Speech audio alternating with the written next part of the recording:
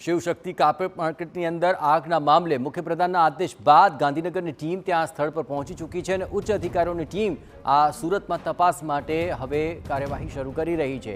તપાસ કર્યા બાદ એક રિપોર્ટ બનાવાશે જે મુખ્યપ્રધાનને સોંપાશે। ટેક્સટાઇલ વેપારીઓએ રાહત પેકેજની હવે માંગ કરી છે। प्राथमिक तपास એટલે હજી તો આનું જે ફાયર ફાઇટિંગ ઓપરેશન કમ્પ્લીટ થાય એના પછી પ્રાથમિક તપાસ થઈ શકે।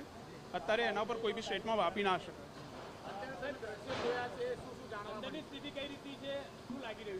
અંદરની સ્થિતિ સમવોટ કંટ્રોલ છે।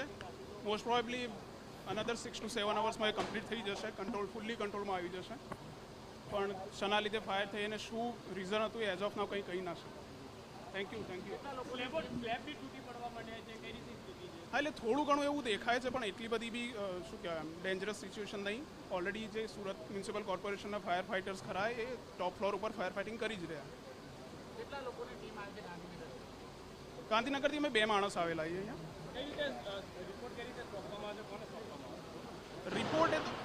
રિપોર્ટ મ્યુનિસિપલ કોર્પોરેશનના જે ફાયર ટીમ ખરી એ જ લોકો ઇન્વેસ્ટિગેટ કરશે અને એમના પછી જે બી રીઝન આવશે એ લોકો ફાઇન્ડ આઉટ કરીને જણાવશે।